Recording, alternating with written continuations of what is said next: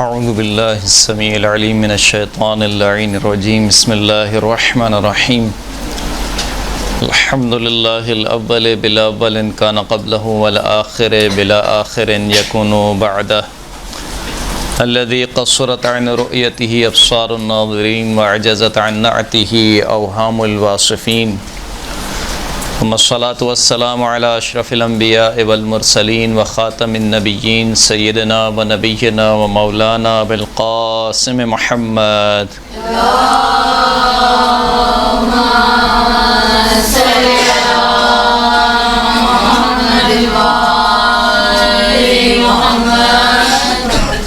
وعلى آله الطيبين الطاهرين المعصومين واللعنة الدائمة على أعدائهم أجمعين أما بعد فقد قال أمير المؤمنين علي بن أبي طالب تأسى بنبيك الأطيب الأطهر فإن فيه أسوة لمن تأسى. ہماری گفتگو نہج البلاغہ کے خطبات میں جاری تھی. آج کا جو درس ہے وہ اسی درس کا سمجھے تسلسل میں پچھلے درس کے تسلسل میں ہے کہ اللہ کے رسول نے کس طریقے سے زندگی گزاری، رسول اللہ کی زندگی گزارنے کا طریقہ. مولا کائنات امیر المؤمنین علی بن ابی طالب علیہ السلام صلی اللہ علیہ محمد و آل محمد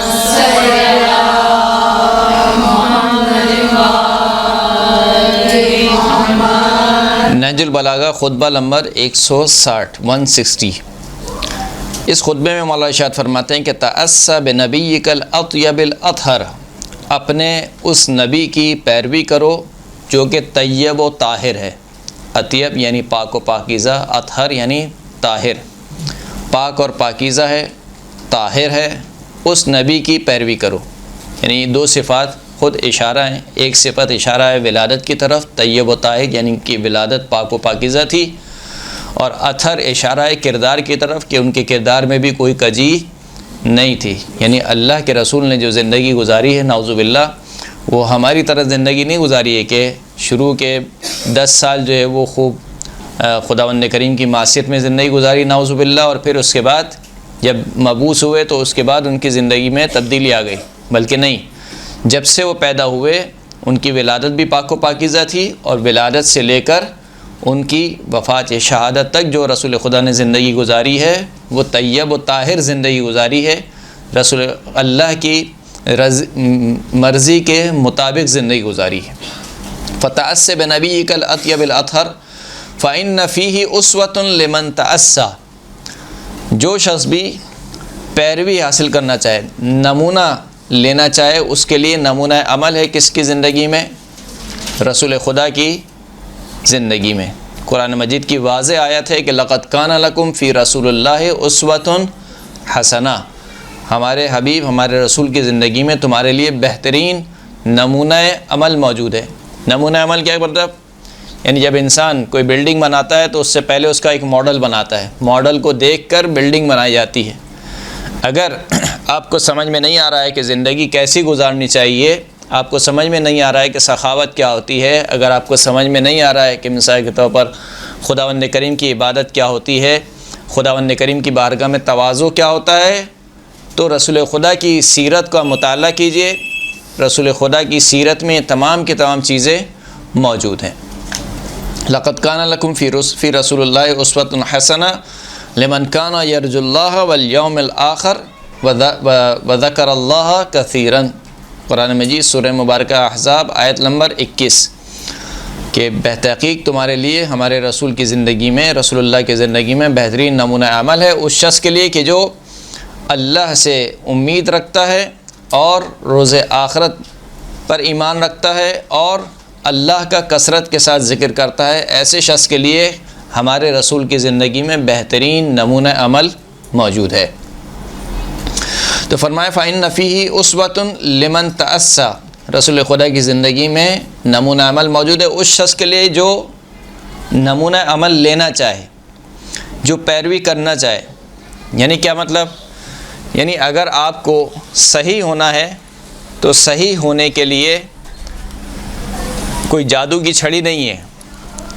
صحیح ہونے کے لیے آپ کو پہلے خود بڑھنا پڑے گا۔ اگر آپ خود ہی صحیح نہیں ہونا چاہتی ہیں، اپنے کردار میں تبدیلی نہیں کرنا چاہتی ہیں، تو کوئی بھی دوسرا شخص آپ کو صحیح نہیں کر سکتا۔ حتیٰ اگر کوئی نبی اور امام معصوم بھی ہو، وہ بھی کیا ہے، آپ کو صحیح نہیں کر سکتا اگر آپ خود سے صحیح ہونا نہیں چاہتے۔ اگر ایک مریض خود سے صحیح ہونا نہ چاہے تو کتنے ہی اچھے ڈاکٹر کے پاس اس کو لے جائیں، آپ بہترین ڈاکٹر اور بہترین اسپیشلسٹ کے پاس آپ اس کو لے جائیں، لیکن اگر وہ خود سے صحیح نہ ہونا چاہے، اپنا علاج نہ کرنا چاہے خود سے، تو کیا وہ صحیح ہو سکتا ہے؟ تو کیا آپ ڈاکٹر پر بلیم کریں گے یا اس ہاسپٹل پہ بلیم کریں گے کہ اتنا بہترین ڈاکٹر، اتنا مہنگا ڈاکٹر ہم لے کے گئے لیکن اس کے باوجود ہمارا مریض صحیح نہیں ہوا؟ غلطی کس کی ہے؟ غلطی نہ ڈاکٹر کی ہے نہ ہاسپٹل کی ہے، بلکہ کس کی ہے؟ اسی مریض کی ہے۔ وہ مریض خود صحیح نہیں ہونا چاہتا ہے۔ تو اسی طریقے سے اگر آپ کو کردار میں تبدیلی لانی ہے تو کردار میں تبدیلی کے لیے پہلا قدم کس کو اٹھانا پڑے گا؟ آپ کو خود پہلا قدم اٹھانا پڑے گا۔ لہذا واضح احادیث موجود ہیں معصومین علیہ السلام کی کہ اگر کوئی شخص واعظ اور نصیحت لینا چاہتا ہے تو اس واعظ اور نصیحت خود اس کے نفس میں موجود ہے۔ یہاں تک کہ ایک حدیث کا مفہوم یہ بھی ہے کہ جو شخص اپنے نفس سے واعظ و نصیحت نہیں لیتا، دوسروں کا واعظ و نصیحت کرنا اس کے پر کوئی اثر انداز نہیں ہوتا۔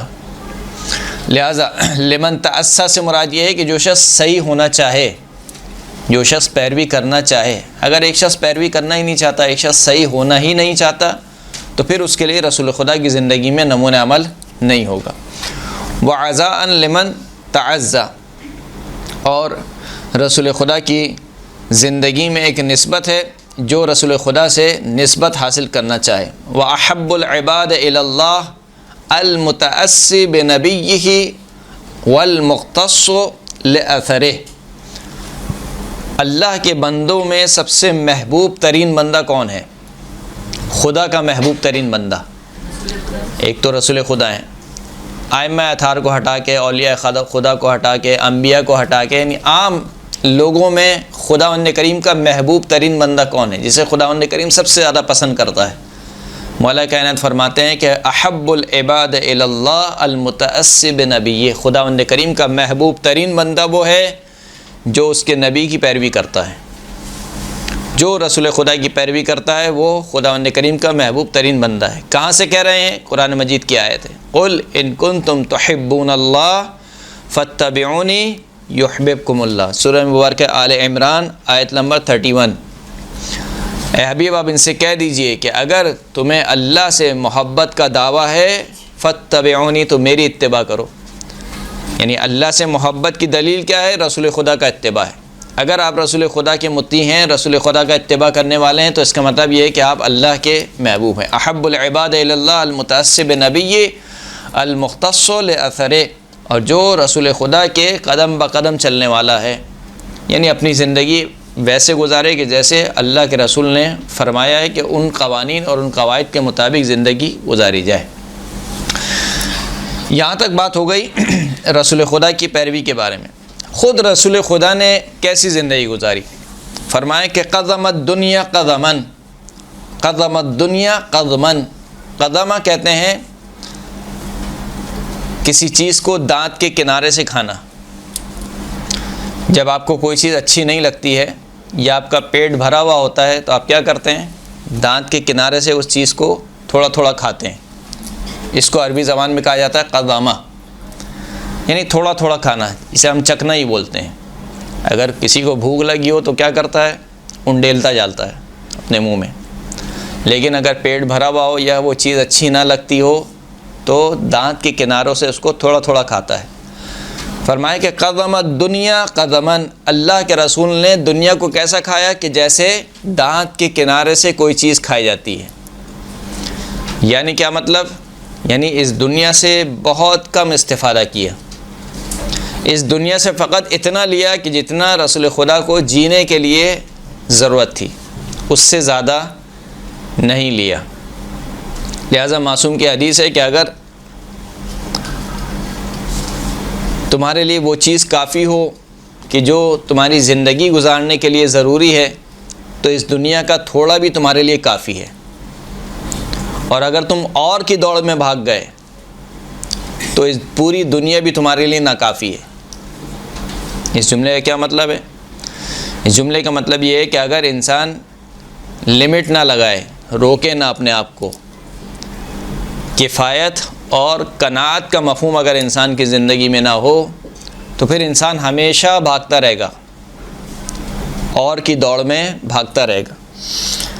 پہلے انسان سوچے گا کہ اس کے پاس اچھا گھر ہونا چاہیے، اچھی گاڑی ہونی چاہیے، ایک ایک کر کے جب یہ چیزیں ملتی جائیں گی تو پھر انسان رکے گا نہیں، بلکہ کہے گا کہ ابھی مثال کے طور پر 120 گز کا گھر مل گیا ہے تو اب 200 گز کا ہونا چاہیے، 200 گز کا مل جائے گا تو پھر 600 گز کا ہونا چاہیے۔ اسی طریقے سے اور دیگر معاملات، چھوٹی گاڑی ہے تو بڑی گاڑی ہونی چاہیے، بڑی ہے تو 2 ہونی چاہیے، 2 ہیں تو 3 ہونی چاہیے، اور دیگر معاملات میں اگر انسان قناعت کو مشعل راہ قرار نہ دے، اپنی زندگی میں شامل نہ کرے، کفایت کو اپنی زندگی میں شامل نہ کرے، تو انسان کبھی بھی اس اور کی دوڑ سے باہر نہیں نکل سکتا۔ اعلموا انما الحیات الدنیا لعب ولہو وزینۃ وتفاخر بینکم وتکاثر فی الاموال والاولاد، سورہ حدید کی آیت ہے۔ جان لو کہ یہ دنیا کیا ہے؟ فقط کھیل و تماشا ہے، کھیل و تماشے کے علاوہ کچھ نہیں ہے۔ وزینۃ وتفاخر، اور 4 دن کی زینت کے علاوہ اور ایک دوسرے پر فخر فروشی، خواہ مخواہ کا ایک دوسرے پر کیا کرنا؟ فخر کرنا۔ جب انسان کے اوپر انسان کے پاس کچھ آ جاتا ہے تو وہ دوسروں کو جتلانے کی کوشش کرتا ہے۔ الحمدللہ میرے تو 4 بیٹے ہیں، الحمدللہ میری 4 بیٹیاں، چاروں کی شادی ہو گئی ہے۔ الحمدللہ کہنا اچھی بات ہے، لیکن اس سینس میں کہ آپ دوسرے کے اوپر فخر کر رہے ہیں کہ الحمدللہ خدا نے مجھے عطا کیا ہے، الحمدللہ مجھے کوئی بیماری نہیں ہے، الحمدللہ میرے بچوں کو کوئی بیماری نہیں ہے۔ یہ الحمدللہ کہنا درست ہے، میں پھر وہی کہہ رہا ہوں، کلمات برے نہیں ہیں، لیکن کلمات جس نیت سے کہے جا رہے ہیں وہ نیت بری ہے۔ فخر کرنا دوسرے کے اوپر، فخر فروشی، یہ درست اور اچھا کام نہیں ہے۔ بس اوقات انسان دنیاوی امور میں بھی فخر فروشی کرتا ہے۔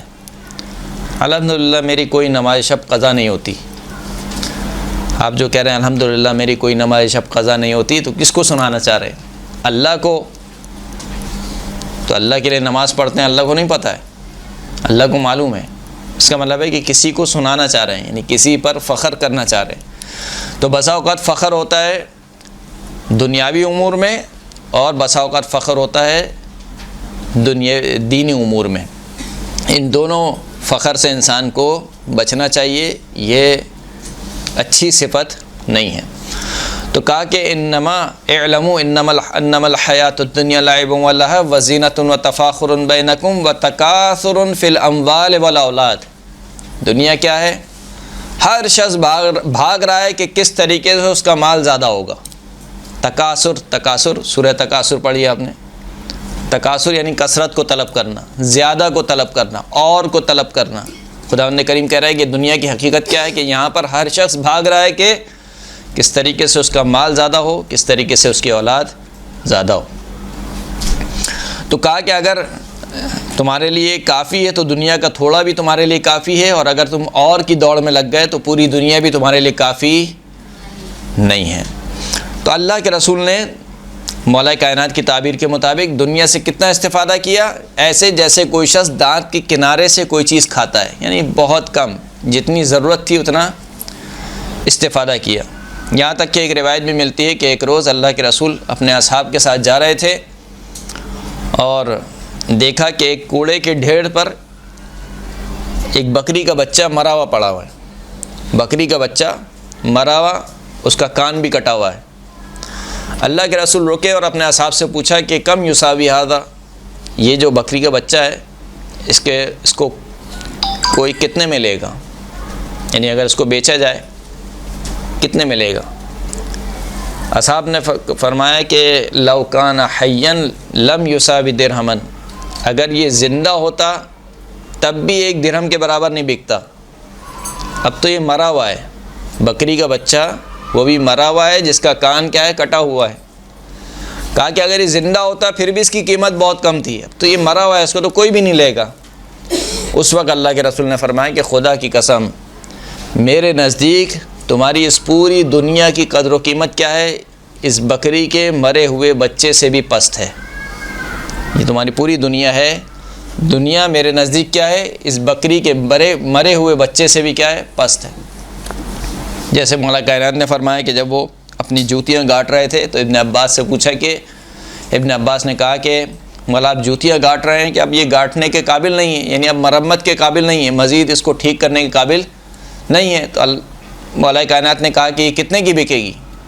کہا اس کو تو کوئی فری میں بھی نہیں لے گا. تو کہا کہ تمہاری یہ خلافت اور تمہاری یہ حکومت میرے نزدیک ان جوتیوں سے بھی زیادہ پستر ہے، کمتر ہے. یہ چوتھے امام، امام زین العابدین علیہ الصلوۃ والسلام،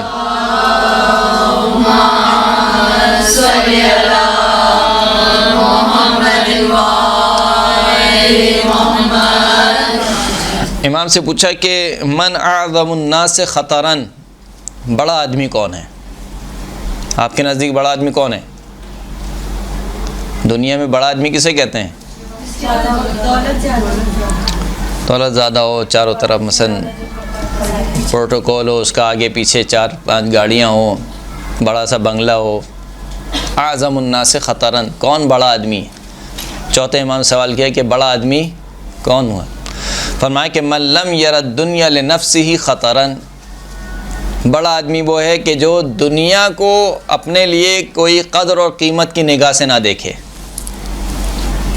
یعنی ہمارے نزدیک بڑا آدمی وہ ہے کہ جس کے پاس پوری کی پوری دنیا ہو. معصوم کے نزدیک بڑا آدمی کون ہے؟ کہ جس کے نزدیک دنیا کی کوئی قدر و قیمت نہ ہو. اچھا، تمام باتیں جو ہم کہہ رہے ہیں، جیسے کہ پچھلے درس میں یا شاید اس سے پچھلے درس میں بھی ہم نے کہا تھا کہ ان تمام باتوں کا ہرگز یہ مطلب نہیں ہے کہ انسان کے پاس اچھی گاڑی نہ ہو. ان باتوں کا ہرگز یہ مطلب نہیں ہے کہ انسان کے پاس اچھا گھر نہ ہو. سب چیزیں ہونی چاہیے، اچھی گاڑی، اچھا گھر ہونے چاہیے. حتیٰ کہ مستحب ہے کہ انسان کا گھر کیا ہو؟ وسیع ہو. سعادت میں شمار کیا گیا ہے کہ انسان کی سعادت میں سے یہ ہے کہ اس کا گھر کیا ہے؟ بڑا ہو. یہاں تک کہ سعادت میں شمار کیا گیا ہے کہ اگر انسان کا ایک گھر ہو، اس میں صحن ہو، سعادت میں شمار کیا گیا. اسی طریقے سے اگر آپ کا ایک کاروبار چل رہا ہے اور اس کاروبار کو آپ بڑھانا چاہتے ہیں، وسعت دینا چاہتے ہیں، تو یہ وسعت دینا شرعی اعتبار سے مستحب ہے، تاکہ اس کاروبار کی وسعت کے ذریعے سے آپ مزید اپنے اہل و عیال کو کیا کر سکیں؟ وسعت دے سکیں، ان کی زندگی میں راحت پیدا کر سکیں. تو یہ تمام چیزیں اپنی جگہ ہیں. ابھی جو بات ہو رہی ہے وہ کیا بات ہو رہی ہے کہ جب انسان اپنا ہدف اور اپنا مقصد کیا قرار دے؟ یہی دنیا. یہ چیز کیا ہے؟ مذموم ہے کہ میں تمام تر تگ و دو اور تمام تر میرے جینے کا مقصد کیا ہو جائے؟ دنیا کا حصول. اس چیز سے منع کیا گیا ہے. لیکن اگر دنیا کو انسان ہدف قرار دے رہا ہے تاکہ اس کی آخرت اچھی ہو جائے، تو پھر یہی کام کیا ہو جاتا ہے؟ مستحب ہو جاتا ہے. جیسے کہ امام کے ایک صحابی ہیں، غالباً مفضل بن عمر، چھٹے امام کے صحابی ہیں، یا کوئی اور صحابی، انہوں نے امام سے سوال کیا کہ ہمیں ایسا لگتا ہے کہ شاید ہمارے دل میں دنیا کی محبت آ گئی ہے. تو امام نے ان سے سوال کیا کہ دنیا کو کس لیے کمانا چاہتے ہو؟ تو انہوں نے جواب دیا کہ دنیا کو اس وجہ سے کمانا چاہتے ہیں کہ میں پیسہ آئے گا تو اس سے حج کروں گا، صدقہ دوں گا، اپنے بچوں پہ خرچ کروں گا، اپنے رشتہ داروں پہ خرچ کروں گا، اپنا جو قرض ہے اس کو ادا کروں گا.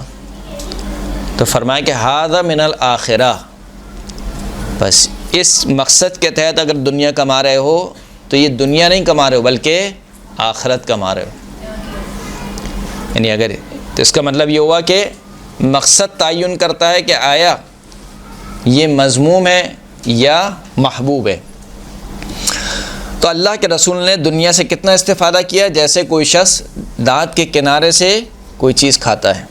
وَلَمْ يُعِرْهَا طَرْفًا، اللہ کے رسول نے نظر اٹھا کے بھی دنیا کو نہیں دیکھا،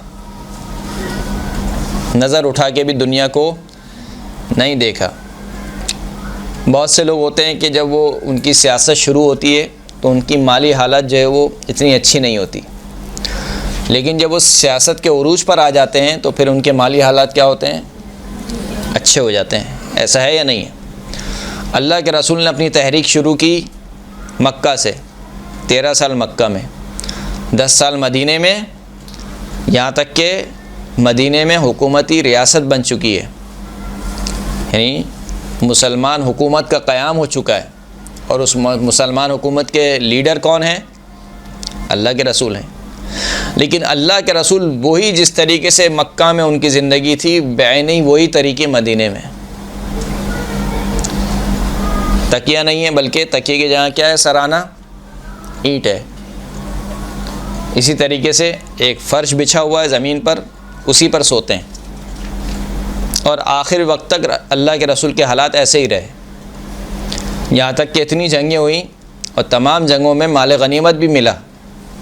جب مال غنیمت ملا تو سب سے پہلا حصہ جو ہے وہ اللہ کے رسول کا ہے، لیکن اس کے باوجود اللہ کے رسول کے حالات ویسے کے ویسے ہی رہے۔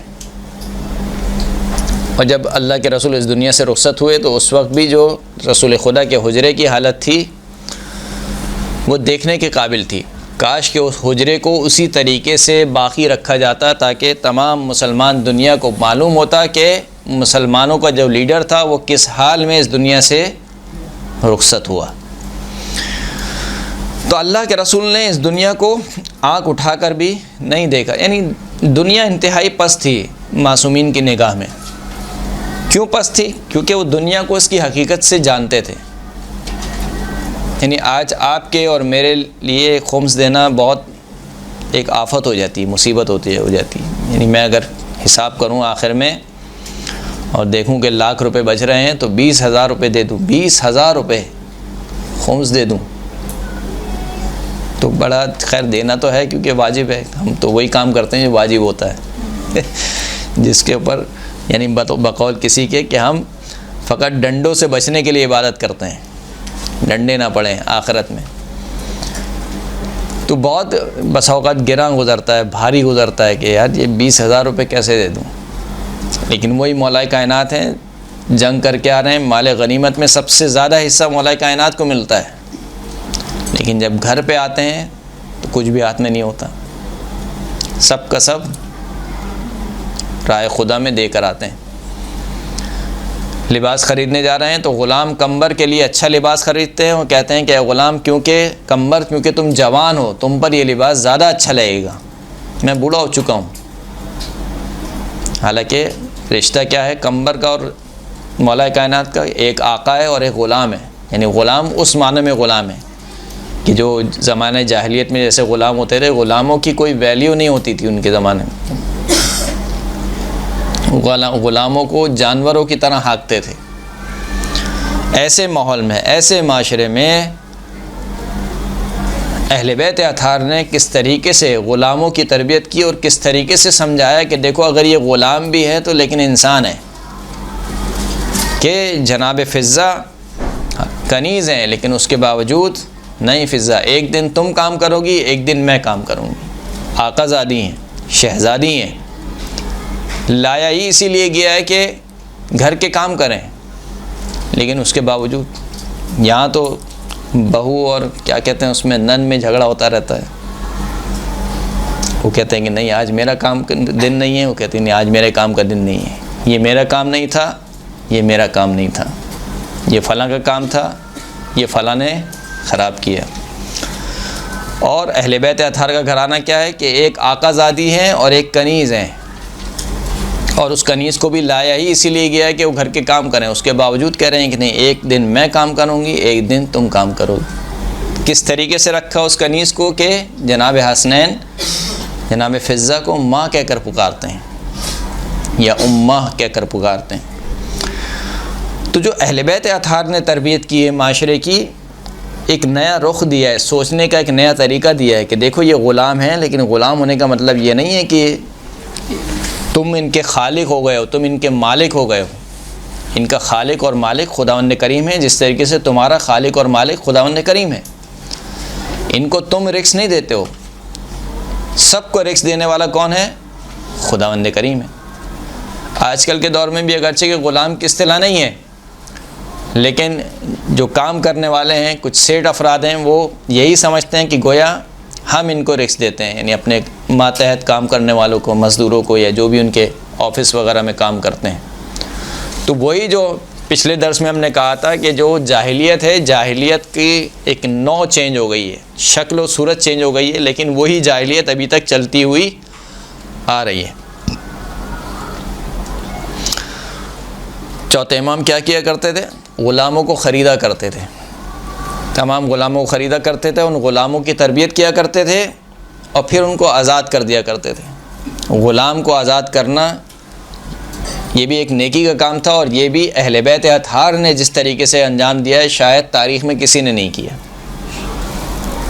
کہ ایک کنیز امام حسین علیہ السلام کی خدمت میں پھولوں کا ایک گلدستہ پیش کرتی ہے، پھولوں کا ایک گلدستہ، اور امام اس سے کہتے ہیں کہ انت حر لوجہ اللہ، انت حرۃ لوجہ اللہ، ایک پھول کے تحفے میں امام اس سے کہتے ہیں کہ تو اللہ کی راہ میں نے تجھے آزاد کیا۔ یہاں تک کہ جو انس بن مالک ہیں وہ کہتے ہیں کہ اس کنیز نے آپ کو صرف ایک پھول کا تحفہ دیا ہے، شاید یہ پھول اس نے کہیں راستے سے توڑ لیے ہوں گے، اس نے خریدے بھی نہیں ہوں گے۔ یعنی ان کے نزدیک وہ کہنا یہ چاہ رہے تھے کہ کوئی خاص تحفہ نہیں دیا اس نے، چند پھولوں کا گلدستہ ہے اور اس کے عوض میں آپ نے اس کنیز کو آزاد کر دیا۔ امام نے کیا فرمایا کہ ہماری تربیت اللہ نے کی ہے۔ اللہ نے قرآن میں کیا ارشاد فرمایا؟ فَإِذَا حُيِّيتُم بِتَحِيَّةٍ فَحَيُّوهَا بِأَحْسَنٍ مِّنْهَا، اگر تمہیں کوئی تحفہ دیا جائے تو تم اس سے بہتر تحفہ دو، تحفے سے بہتر تحفہ دو۔ اور یہاں پر امام نے کیسا بہتر تحفہ دیا؟ یعنی بہتر سے مراد کیا ہے کہ اگر اس نے گلدستہ دیا ہے تو مثال کے طور پر امام اس سے اچھا گلدستہ دے دیں، بلکہ امام نے اس گلدستے کے مقابل میں اس کو آزاد کر دیا۔ تو اسی طریقے سے چوتھے امام بھی غلام خریدتے تھے اور پھر غلاموں کو آزاد کر دیا کرتے تھے۔ لم یعرھا طرفاً، اللہ کے رسول نے اس دنیا کو آنکھ اٹھا کے بھی نہیں دیکھا۔ احدم اہل الدنیا کشحن، اہل دنیا میں سے اللہ کے رسول وہ ہستی تھے کہ جن کا شکم سب سے زیادہ لاغر تھا، یعنی پیٹ بھر کے کبھی کھانا نہیں کھایا اللہ کے رسول نے، اور یہ پوری زندگی کے حالات بیان کر رہے ہیں، یعنی مکہ سے لے کر، مکہ کی زندگی سے لے کر اور مدینہ کی زندگی تک اللہ کے رسول نے کبھی پیٹ بھر کر کھانا نہیں کھایا۔ اعظم الناس احدم اہل الدنیا کشحن واخمصهم من الدنیا بطناً، اور رسول خدا کا جو شکم مبارک تھا، جو رسول خدا کا پیٹ تھا، وہ اہل دنیا میں سے سب سے زیادہ جو بھوکا ترین شخص ہو وہ رسول خدا تھے۔ یعنی ایسا نہیں تھا کہ رسول خدا کو بھوک نہیں لگتی تھی، یعنی شاید آپ کہیں کہ نعوذ باللہ رسول خدا کو شاید کوئی بیماری تھی اس وجہ سے کم کھاتے تھے اور اس وجہ سے ان کا پیٹ نہیں نکلتا تھا، نہیں، اللہ کے رسول ٹھیک ٹھاک بالکل سالم تھے، صحت مند تھے، بھوک بھی لگتی تھی لیکن اس کے باوجود کم کھاتے تھے، بہت کم کھاتے تھے۔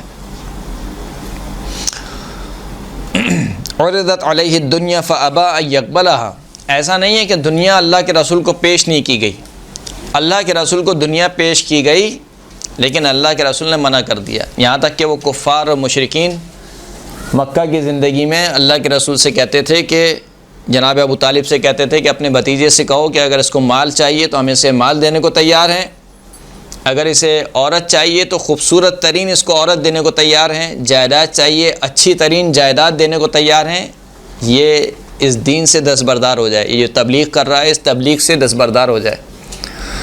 اس پر اللہ کے رسول نے کیا جواب دیا؟ کیا جواب دیا؟ مشہور جملہ ہے اللہ کے رسول کا کہ چچا جان اگر یہ لوگ میرے ایک ہاتھ میں چاند اور ایک ہاتھ میں سورج رکھ دیں تب بھی اس دین سے دستبردار نہیں ہوں گا۔ تو ایسا نہیں ہے کہ دنیا پیش نہیں کی گئی رسول خدا کو، دنیا پیش کی گئی رسول خدا کو، لیکن اس کے باوجود اللہ کے رسول نے اس دنیا سے منہ پھیر لیا۔ یہاں تک کہ روایت کہتی ہے کہ ایک روز اللہ کے رسول انتہائی غمزدہ تھے، مغموم تھے، کہ ایک فرشتہ نازل ہوا اور فرشتے نے کہا کہ یا رسول اللہ، پروردگار عالم نے آپ کو سلام بھیجا ہے اور یہ دنیا کے خزانوں کی چابیاں ہیں، کچھ چابیاں لے کر آئے، کہا کہ یہ دنیا کے خزانوں کی چابیاں ہیں، یہ تمام کے تمام چابیاں آپ کے حوالے، آپ کو مغموم دیکھ رہا ہوں، غمزدہ دیکھ رہا ہوں، لہٰذا یہ تمام کے تمام چابیاں آپ کے حوالے۔ اللہ کے رسول نے کیا جواب دیا؟ الدنیا دار لمن لا دار لہ، دنیا اس شخص کا ٹھکانہ ہے جس کا کوئی ٹھکانہ نہ ہو۔ وَلَهَا جَمَعَ مَن لَا عَقْلَ لَهُ، دنیا کے لیے وہ شخص جمع کرتا ہے جس کے پاس عقل نہ ہو۔ احمق انسان ہوتا ہے جو اس فانی دنیا کے لیے کیا کرتا ہے؟ جمع کرتا ہے۔ تو لہذا اللہ کے رسول کے پاس دنیا پیش کی گئی، لیکن اللہ کے رسول نے اس دنیا کو قبول کرنے سے انکار کر دیا۔ وَعَلِمَ أَنَّ اللَّهَ سُبْحَانَهُ أَبْغَضَ شَيْئًا فَأَبْغَضَهُ وَحَقَّرَ شَيْئًا فَحَقَّرَهُ وَصَغَّرَ شَيْئًا فَصَغَّرَهُ، بس اللہ کے رسول جانتے تھے کہ پروردگار عالم ایک چیز سے کیا رکھتا ہے؟ نفرت کرتا ہے، لہٰذا اللہ کے رسول نے بھی اس چیز سے نفرت کی۔ اللہ کے رسول جانتے تھے کہ خداوند کریم نے ایک چیز کو حقیر قرار دیا ہے، تو اللہ کے رسول بھی اس کو حقیر شمار کرتے تھے۔ جانتے تھے کہ پروردگار عالم نے ایک چیز کو انتہائی چھوٹا اور کم اہمیت اور بے وقت قرار دیا ہے، تو اللہ کے رسول بھی اس کو چھوٹا، کم اور بے وقت قرار دیتے تھے۔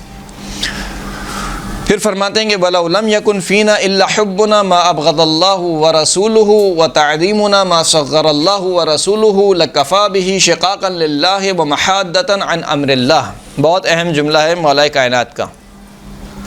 اگر آپ کو دیکھنا ہو کہ آیا آپ اللہ اور اس کے رسول کے دشمن ہیں یا دوست ہیں، تو اس جملے پر عمل کیجیے۔ مولا کائنات فرماتے ہیں کہ اگر ہمارے اندر کوئی خوبی نہ ہو سوائے اس خوبی کے کہ جس چیز سے اللہ اور اس کا رسول نفرت کرتا ہے ہم اس کو پسند کریں، اور جس چیز کو اللہ اور اس کا رسول کم شمار کرتا ہے ہم اس کو بڑا شمار کریں۔ اگر ہمارے اندر فقط یہ خوبی ہو، یعنی ہم نماز بھی پڑھتے ہیں، ہم روزہ بھی رکھتے ہیں، ہم زکوٰۃ بھی دیتے ہیں، سب کچھ کرتے ہیں، لیکن اس کے باوجود جس چیز کو اللہ اور اس کا رسول کم شمار کرتا ہے ہم اس کو بڑا شمار کریں، ہماری آنکھوں میں بڑی ہو وہ چیز۔ جس چیز سے اللہ اور اس کا رسول نفرت کرتا ہے ہم اس چیز سے محبت کریں۔ تو نماز اور روزے ہونے کے باوجود، تمام چیزیں ہونے کے باوجود مولا کائنات فرماتے ہیں کہ لَكَفَى بِهِ شِقَاقًا لِلَّهِ، یہی صفت اللہ اور اس کے رسول سے دشمنی کے لیے کافی ہے۔ کون سی صفت کافی ہے؟ اگر جاگ رہے ہیں تو جس چیز کو اللہ نے پسند کرتا اس چیز کو ہم کریں، ہاں، جیسے کہ ہم دنیا کو زیادہ پسند کریں۔ جس چیز سے اللہ اور اس کا رسول نفرت کرتا ہے ہم اس سے محبت کریں۔ جس چیز کو اللہ اور اس کا رسول چھوٹا شمار کرتا ہے ہم اس کو بڑا شمار کریں۔ صرف سمجھنے کی بات ہے۔ اگر ہماری آئیڈیالوجی یہ ہو، ہمارا نظریہ یہ ہو کہ ایک چیز کہ جو اللہ اور اس کے رسول کے نزدیک محبوب نہیں ہے، اللہ بھی نفرت کرتا ہے اور اللہ کے رسول بھی اس سے نفرت کرتا ہے، ہم اس سے محبت کریں، اور ایک چیز جو اللہ اور اللہ کے رسول کے نزدیک بہت چھوٹی ہو، بے وقت ہو، ہم کہیں کہ نہیں یہ مل جائے تو اس کا مطلب ہے کہ سب کچھ مل گیا، ہماری ڈریم لائف ہی وہ۔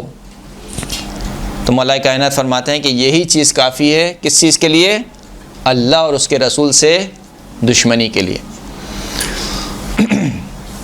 جبکہ خداوند کریم قرآن مجید میں سورہ مبارکہ نساء آیت نمبر 115 میں کیا ارشاد فرماتا ہے کہ وَمَن يُشَاقِقِ الرَّسُولَ مِن بَعْدِ مَا تَبَيَّنَ لَهُ الْهُدَى وَيَتَّبِعْ غَيْرَ سَبِيلِ الْمُؤْمِنِينَ نُوَلِّهِ مَا تَوَلَّى وَنُصْلِهِ جَهَنَّمَ وَسَاءَتْ مَصِيرًا، جو شخص بھی اللہ کے رسول کو کیا کرے، اللہ کے رسول سے علی الاعلان دشمنی کرے، بعد اس کے کہ اس کے لیے ہدایت کے راستے واضح ہو جائیں، اس کے باوجود رسول خدا کی مخالفت کرے اور اس راستے کی اتباع کرے جو کہ مومنین کا راستہ نہیں ہے، تو خداوند کریم فرماتا ہے کہ ہم ایسے شخص کو اسی طرف پھیر دیتے ہیں جہاں وہ جانا چاہتا ہے۔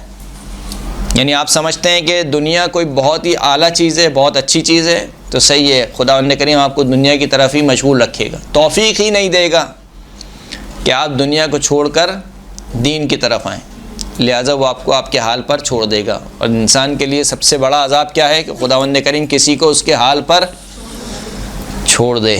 لہٰذا ہم دعا کرتے ہیں، کیا دعا کرتے ہیں کہ لا تکلنی الی نفسی طرفۃ عین ابدا، پروردگار پلک جھپکنے کے برابر بھی مجھے میرے حال پر نہ چھوڑنا، اس لیے کہ پروردگار عالم نے اگر مجھے میرے حال پر چھوڑ دیا تو پھر کون ہے کہ جو مجھے نجات دے گا۔ فرماتے ہیں کہ جو شخص بھی، خداوند کریم فرماتا ہے کہ جو شخص ہدایت آ جانے کے باوجود اللہ کے رسول سے دشمنی اختیار کرے، مخالفت کرے اور اس راستے کی پیروی کرے جو کہ مومنین کا راستہ نہیں ہے، تو ہم اس کو اسی طرف موڑ دیتے ہیں جہاں پر وہ مڑنا چاہتا ہے۔ وَنُصْلِهِ جَهَنَّمَ وَسَاءَتْ مَصِيرًا، اور آخرت میں بھی ہم اس کو جہنم میں چھوڑیں گے، جہنم تک پہنچا کے چھوڑیں گے۔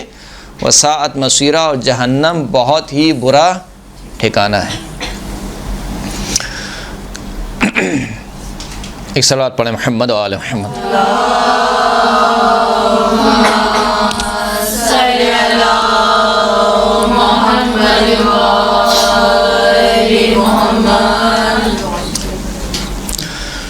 پھر اس کے بعد فرماتے ہیں کہ وَلَقَدْ كَانَ يَأْكُلُ عَلَى الْأَرْضِ وَيَجْلِسُ جِلْسَةَ الْعَبْدِ وَيَقْصِفُ بِيَدِهِ نَعْلَهُ وَيَرْفَعُ بِيَدِهِ ثَوْبَهُ وَيَرْكَبُ الْحِمَارَ الْعَارِي وَيُرْدِفُ خَلْفَهُ۔ رسول خدا کس طریقے سے زندگی گزارتے تھے؟ فرماتے ہیں کہ زمین پر بیٹھ کر کھانا کھاتے تھے۔ زمین پر بیٹھ کر کھانا کھانا مستحب ہے، کہ آج کل ہمارے یہاں کیا رواج آ گیا؟ ڈائننگ ٹیبل، کرسی اور ٹیبل، اس کے اوپر بیٹھ کر ماشاءاللہ سے اور 3-4 چمچ اور پھر کھانا تناول کیا جاتا ہے۔ اللہ کے رسول کا طریقہ کار کیا تھا؟ کان یاکل علی الارض، زمین پر بیٹھ کر کھانا کھایا کرتے تھے۔ ویجلس جلسۃ العبد، زمین پر بھی بادشاہوں کی طرح نہیں بیٹھتے تھے اکڑ کر، ٹانگیں پھیلا کر، نہیں، زمین پر بیٹھتے تھے جیسے غلام بیٹھتا ہے۔ کون بیٹھتے ہیں؟ یعنی وہ جو سردار انبیاء ہے، جو سردار انبیاء ہے وہ زمین پر بیٹھ کر کھانا کھایا کرتے تھے، اور زمین پر ایسے بیٹھا کرتے تھے کہ جیسے کوئی غلام بیٹھتا ہے۔ وَيَقْصِفُ بِيَدِهِ نَعْلَهُ، خود اپنے ہاتھوں سے اپنی جوتیاں گاٹتے تھے۔ حالانکہ اصحاب موجود تھے، کچھ غلام بھی موجود تھے، اللہ کے رسول دے سکتے تھے، کوئی صحابی نہیں تو کم از کم مولا کائنات کو تو دے سکتے تھے اپنی جوتی، کہ علی میری جوتی کاٹ دو، کمبر تم یہ میری، سلمان تم یہ میری جوتی کاٹ دو، یا اور دیگر اصحاب میں سے کسی صحابی سے کہہ سکتے تھے۔ اور صحابہ شرف سمجھتے اس بات کو، اس لیے کہ اس سے بڑا اور کیا شرف ہوگا کسی کے لیے کہ وہ رسول خدا کی، یعنی مشہور ہو جائے اس نام سے کہ یہ رسول خدا کی جوتیاں گاٹنے والا ہے۔ لیکن اس کے باوجود اللہ کے رسول اپنے ہاتھ سے اپنا کام کیا کرتے تھے۔ یہ سمجھانا چاہ رہے ہیں کہ کس قدر سادہ زندگی اللہ کے رسول نے گزاری ہے، باوجود اس کے کہ ایک پوری اسلامی حکومت اور پوری ریاست کے مالک ہیں سرکار ختمی مرتبہ، اس کے باوجود زمین پر بیٹھ کر کھانا کھاتے تھے، غلاموں کی طرح زمین پر بیٹھتے تھے اور اپنی جوتیاں خود گاٹتے تھے۔ وَيَرْفَعُ بِيَدِهِ وَيَرْقَعُ بِيَدِهِ ثَوْبَهُ، یہاں تک کہ اپنے لباس کو پیوند بھی خود لگاتے تھے۔ کتنی زوجات تھیں رسول خدا کی؟ 11 زوجات، مرتے وقت کتنی تھیں؟ 9 زوجات۔ ہم کیا کرتے ہیں، ہمارا معاشرہ کیا ہے، ہم اس کام کو سمجھتے ہیں کہ خصوصاً مرد حضرات یہ سمجھتے ہیں کہ گویا یہ ذلت والے کام ہیں۔ گھر کی جھاڑو لگا دی تو سمجھیں گے یار کوئی دیکھ نہ لے، کسی کو پتہ نہ چل جائے کہ میں نے آج گھر کی جھاڑو لگائی ہے، کسی کو پتہ نہ چل جائے کہ آج میں نے کپڑے دھوئے ہیں، کسی کو پتہ نہ چل جائے کہ آج میں نے برتن دھوئے ہیں۔ حالانکہ یہ سارے کام مولا کائنات سے بڑھ کر کوئی مرد ہو سکتا ہے؟ کہ خود مولا کائنات کے لیے کہہ رہے ہیں کہ رسول خدا فرماتے ہیں کہ لَأُعْطِيَنَّ الرَّایَةَ رَجُلًا لَأُعْطِيَنَّ الرَّایَةَ غَدًا رَجُلًا، کل میں علم کس کو دوں گا؟ مرد کو دوں گا۔ اور دیا کس کو؟ مولا کائنات کو۔ اس کے باوجود مولا کائنات نے یہ تمام کام مل کر جناب سیدہ کے ساتھ کیے ہیں، گھر کی جھاڑو بھی لگائی ہے، گھر کو صاف ستھرا بھی کیا ہے۔ تو ان کاموں کا تعلق کہیں سے بھی فقط عورتوں سے نہیں ہے۔ یہ جو ایک ہمارے معاشرے میں بہرحال کچھ چیزیں غلط رائج ہو گئی ہیں، اور ایسی غلط رائج ہو چکی ہیں کہ اچھے خاصے متدین افراد بھی اگر ان سے کہا جائے کہ آپ اپنے کپڑے خود استری کر لیں تو گویا وہ اپنی شان کے خلاف سمجھتے ہیں کہ میں اپنے کپڑے خود استری کروں، لوگ کیا کہیں گے، دوست کیا کہیں گے میرے۔ ایک دن اگر زوجہ بیمار ہو جائے یا بیمار نہ بھی ہو، مثال کے طور پر آپ نے برتن دھو لیے تو اس میں کون سی قیامت آ گئی؟ ایک دن اگر آپ نے گھر کی جھاڑو لگا دی تو اس میں کوئی قیامت کی بات نہیں ہے۔ یہ کام سب ہمارے ائمہ نے بھی کیے ہیں۔ رسول خدا کہہ رہے ہیں کہ خود اپنے ہاتھ سے رفو کیا کرتے تھے، پیمن لگایا کرتے تھے۔ حالانکہ یہ کام ہمارے معاشرے میں کس کا کام ہے؟ ایک بٹن بھی ٹوٹ جاتا ہے تو آج شوہر بلاتا ہے بیوی کو، وہ بیوی چاہے جتنی بیمار کیوں نہ ہو، لیکن کیونکہ بٹن ٹوٹ گیا تو ٹاکے گی کون؟ بیوی ٹاکے گی۔ اب یا تو ٹاکنا نہیں آتا ہے یا جو ہے وہ ایک خواہ کا حساب کہنا چاہیے کہ انانیت، اور جسے کہنا چاہیے مردانگی کو ہم نے ان باتوں میں سمجھ لیا ہے کہ مردانگی یہ ہے کہ میں کوئی گھر کا کام نہیں کروں گا۔ یعنی ہم اس چیز کو مردانگی سمجھتے ہیں کہ میری بیوی صحیح و سالم ہوتے ہوئے نہ میں گھر کی جھاڑو لگاؤں، نہ میں گھر کا کوئی کام کروں، نہ برتن دھوں، نہ کپڑے استری کروں، سارے کام کس کے ہیں؟ بیوی کے ہیں۔ اگر میں نے کر لیا اس کا مطلب یہ کہ میری مردانگی پہ کیا ہو گیا؟ حرف آ گیا۔ حالانکہ ایسا نہیں ہے۔ اللہ کے رسول خود اپنے ہاتھوں سے پیمن لگایا کرتے تھے۔ وَيَرْكَبُ الْحِمَارَ الْعَارِ، بغیر زین کے گدھے پر سوار ہوتے تھے۔ گدھے پر سوار ہونا یعنی گدھا سب سے جو نچلے درجے کی سواری شمار ہوتی تھی وہ گدھا شمار ہوتی تھی۔ سب سے نچلے درجے کی سواری اس دور میں شمار ہوتی تھی وہ کیا ہے؟ گھڑا۔ گدھا بھی بغیر زین کے، یعنی سوار ہوتے تھے گدھے پر، وہ بھی بغیر زین کے۔ وَيُرْدِفُ خَلْفَهُ، اور اکیلے سوار نہیں ہوتے تھے، جب بھی سوار ہوتے تھے کوشش کرتے تھے کہ کوئی شخص مل جائے پیدل چلنے والا، اس کو ہم پیچھے سوار کر لیں۔ وَيَكُونُ السِّتْرُ عَلَى بَابِ بَيْتِهِ فَتَكُونُ فِيهِ التَّصَوِيرُ فَيَقُولُ يَا فُلَانَ لِإِحْدَى أَزْوَاجِهِ غَيِّبِيهِ عَنِّي فَإِنِّي إِذَا نَظَرْتُ إِلَيْهِ ذَكَرْتُ الدُّنْيَا وَزَخَارِفَهَا۔ رسول خدا کے حجرے پر ایک مرتبہ ان کی کسی زوجہ نے ایک پردہ لٹکا دیا، جیسے ہمارے گھروں کے دروازے پر پردے لٹکے ہوتے ہیں۔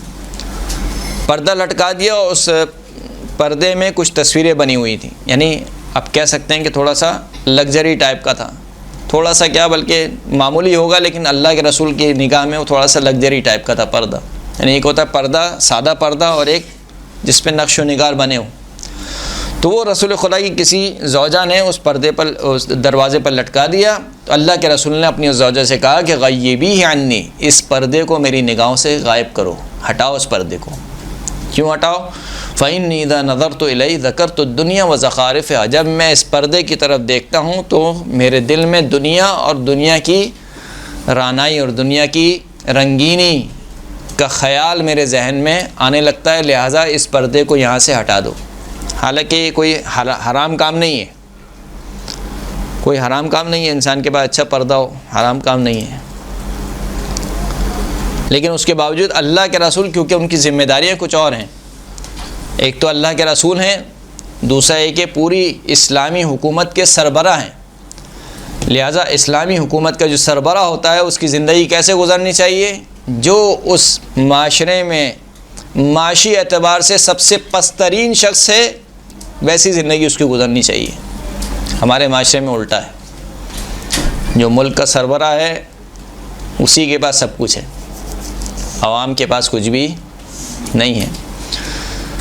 جبکہ نہ رسول خدا نے ایسی زندگی گزاری، اور مولا کائنات کو بھی جب ظاہری خلافت ملی تو مولا کائنات نے بھی ایسی زندگی نہیں گزاری، یہاں تک کہ جو مولا کائنات کے وزراء تھے ان وزراء کو بھی بھیج دیا جاتا تھا۔ ایک کو وزیر بنا کر بھیجا کسی شہر میں، جب لوگوں نے اس شخص کو آتے ہوئے دیکھا تو کہا کہ تم کون ہو؟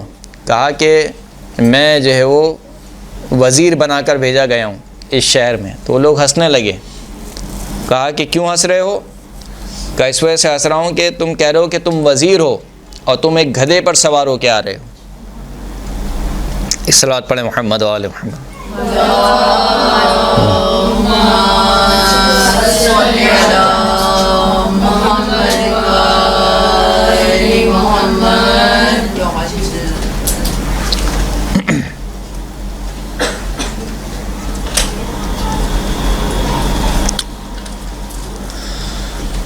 تو رسول اللہ کا جو لائف اسٹائل تھا، زندگی گزارنے کا طریقہ تھا، وہ یہ تھا۔ کہا کہ اس پردے کو میری نگاہوں سے دور کرو، جب میں اس پردے کو دیکھتا ہوں تو کیا ہوتا ہے؟ مجھے دنیا اور اس کی رنگینی کے خواب آنے لگتے ہیں۔ فَأَعْرَضَ عَنِ الدُّنْيَا بِقَلْبِهِ، پس اللہ کے رسول اپنے دل و جان سے اس دنیا سے اللہ کے رسول نے منہ کو موڑا۔ وَأَمَاتَ ذِكْرَهَا مِنْ قَلْبِهِ، اس دنیا کے ذکر کو اپنے نفس میں موت دے دی، مردہ کر دیا۔ وَأَحَبَّ أَن تَغِيبَ زِينَتُهَا عَنْ عَيْنِهِ، اللہ کے رسول پسند فرماتے تھے کہ اس دنیا کی زینت ان کی آنکھوں کے سامنے سے غائب ہو جائے۔ لِأَلَّا يَتَّخِذَ مِنْهَا رِيَاشًا وَلَا يَعْتَقِدَهَا قَرَارًا وَلَا يَرْجُوَ فِيهَا مُقَامًا، تاکہ ایسا نہ ہو کہ یہ جو دنیا کو مال و متاع ہے، اس دنیا کے مال و متاع کو حاصل کرنے کی دوڑ میں اللہ کے رسول بھی شامل ہو جائیں، نعوذ باللہ۔ ایسا نہ ہو کہ اس دنیا کو اپنا ہمیشہ رہنے والا ٹھکانہ قرار دیں، ایسا نہ ہو کہ اللہ کے رسول اس دنیا کو کے بارے میں یہ سمجھنے لگیں کہ گویا یہی ان کا مقام و منصب ہے، یہ دنیا اب ان سے چھینی نہیں جائے گی، حالانکہ ہر ایک اس دنیا سے کیا ہو رہا ہے؟ رخصت ہو رہا ہے، ہر ایک اس دنیا سے جا رہا ہے۔ خوب، یہ میرے خیال سے اور بھی ہے یہ خطبہ، اور ابھی ہم یہاں تک پہنچیں کیونکہ ایک اور موضوع بھی آج کی کلاس میں ڈسکس کرنا ہے، تو میرے خیال سے آج کا خطبہ یہ یہاں تک کے لیے کافی ہے۔ بر محمد و آل محمد صلوات۔ اللہم صلی علی